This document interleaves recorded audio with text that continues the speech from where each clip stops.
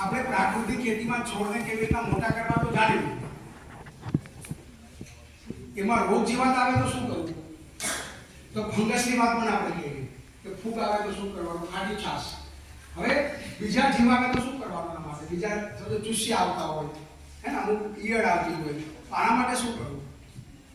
અજમાસ્ત્ર બનાવી હિમાસ્ત્ર, બ્રહ્માસ્ત્ર, અગ્નિયાસ્ત્ર, 10 પરિવાર. બધાને ખબર છે? હા. કેટલા લોકોને નથી ખબર? અમરેલી વાળાને કદાચ ખબર છે. ના, બધાને ખબર છે. વિષયને આગળ લઈ જાઓ. વચ્ચે નો બોલો. એ મૂકી દો, આગળ કરો. મૂકી દઉં? હા. બોલ ઉપરથી લઈ જાય. આ અમદાવાદ કઈ તો હાલતું આ આપણે કાંઈ જ નથી. આ કેટલા મગજ. એ બધા ભાવનગર આપણે કર્યું. એટલે આપણે ખબર કદાચ છે?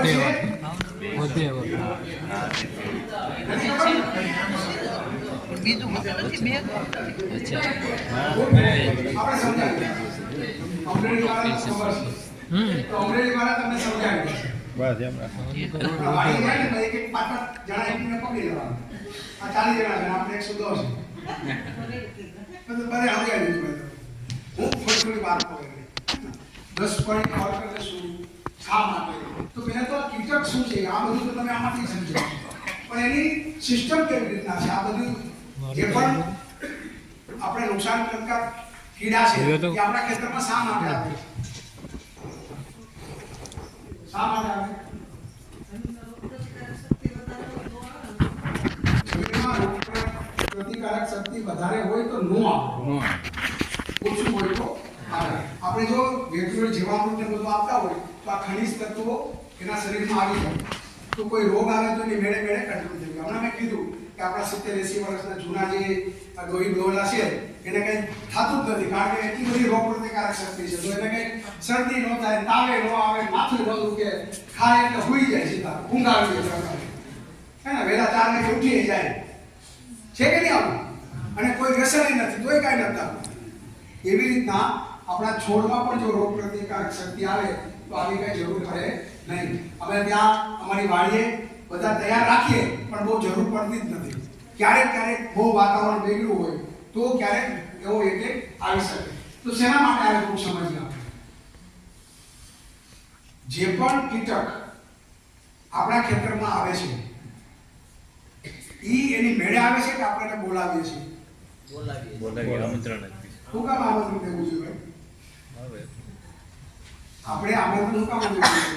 તો કેવી રીતના આપણે આમંત્રણ આપીએ છીએ ખબર છે?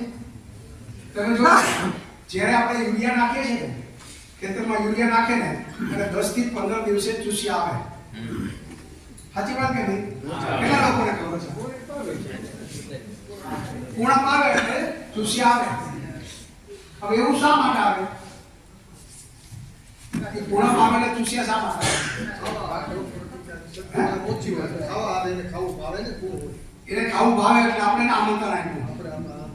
આપણે એને આમંત્રણ આપ્યું કે હે ચૂસિયા તું હાય મારા ખેતરમાં, હવે કરીએ ને. હવે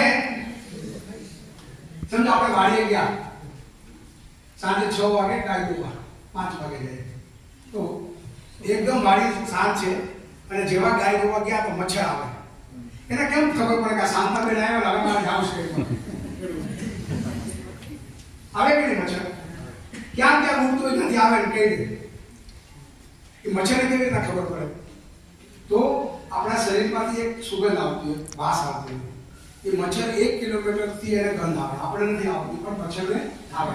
એટલે એ લોહી ચૂસવા માટે આવી જાય. આ તો અભ્યાસ રહે. હવે આ શાંતાબેનને દરરોજ આવી મચ્છર કહે એટલે એને ખબર પડી. છોકરાએ કીધું આ દરરોજ મચ્છર તમને કહે છે, હું તમને આજ ભાવનગરથી ઓડોમસ લઈ આપીશ. ઓડોમસ ખબર છે? મચ્છર નો કીડ્યા માટે દવા ટ્યુબ આપણે લગાવે. પછી શાંતાબેન ઓડોમસ લગાવીને દરરોજ ધોવા જાય 5 વાગે. મચ્છર આવે ને કીડે શું થયું આમાં?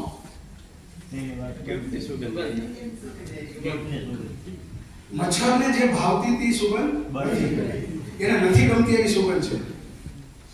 બરાબર ને? સમજાઈ ગયું?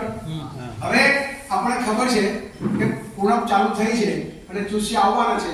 જીવામૃતનો એક સ્પ્રે મારી દો, શું થશે? ઓડોમસનો સ્પ્રે લાગી ગયો